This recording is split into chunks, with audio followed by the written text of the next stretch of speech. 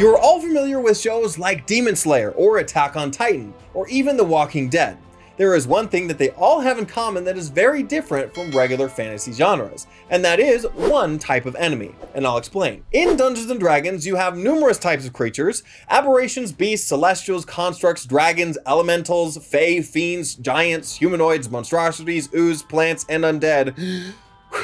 All of which you have to figure out how and where they fit into your world or story. And in most fantasy genres like Vox Machina or The Witcher or Avatar shows, you have multiple of those types, if not all of them, as dangers to the main characters. And this is not a bad thing, as it kind of comes expected in the fantasy genre, but we are talking about focusing on a single creature type as a world building and narrative tool that I think we are completely sleeping on. You may think that using only one of many creature types can be a little bit boring in a tabletop game, or that it gets repetitive. Why would you only use giants in a whole level 1 to 20 campaign when you can use aberrations, celestials, and dragons as well? Well, to that I say the Attack on Titan TV series did a pretty dang good job creating narrative with only giants. And based on the popularity of the show, I don't think that it ever got boring, at least any more than any other fantasy TV show. You also have Demon Slayer that uses nothing but fiend-type creatures as adversaries, and The Walking Dead using only undead. Oh, but here's a poll: Danny Phantom, for those of you who watched that growing up.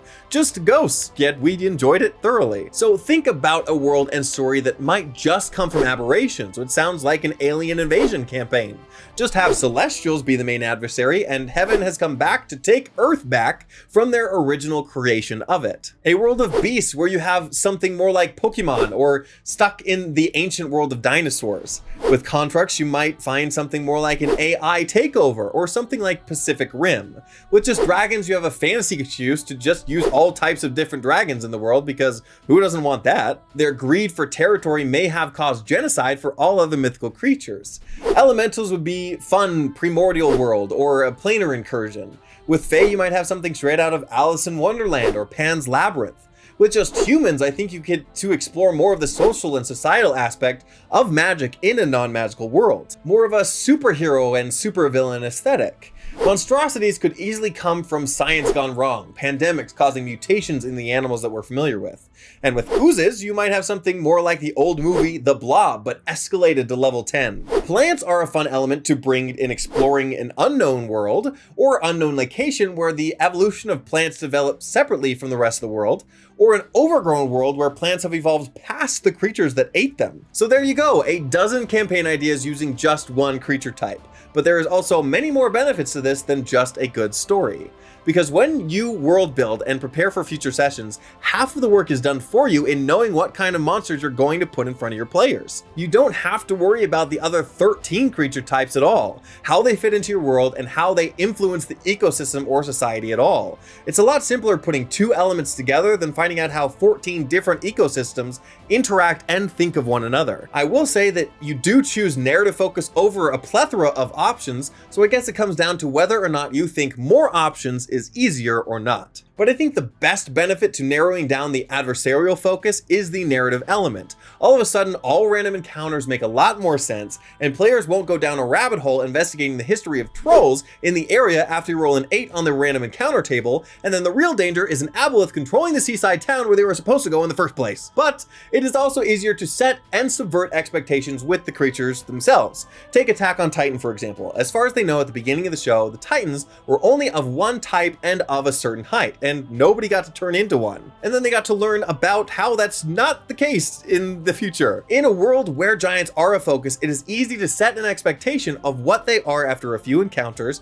and then when the time is right, switch it up and add different elements that really surprise them. When you throw a troll at them that can teleport in a full fantasy world, it can be brushed off as just another weird phenomenon in an already magical world full of weird creatures. But a lot of this does come down just to storytelling. So just the fact that focusing on one creature type can add different kinds of player interactions is benefit enough. I think we can sometimes get wrapped up in the thoughts of, if I don't switch things up and throw different things at them all the time, they're gonna get bored. But again, those shows show us that that is not the case, especially if the campaign is agreed upon by the players and they go into character creation expecting to be fighting just demons or just oozes, tying themselves into the story themselves. In most cases, the players will be excited about how their own character interacts with this world, rather than the types of monsters that they will be fighting. As long as they're hitting something, they're good in most cases. But another benefit to using one creature type is that you get to use a lot more monsters that are normally supped on. I am sure that there are numerous devils or demons that you would love to put into a campaign, but they don't really work unless there is a lot of demonic influence in the material plane, or the campaign is just set in hell. Normally, the most you would see in any one campaign is that you spend a few sessions taking down a demonic cult where you might find a few imps and whatever Baylor they summoned in the basement. But then how many other campaigns will it take to implement all the other monsters that you wanted to try out?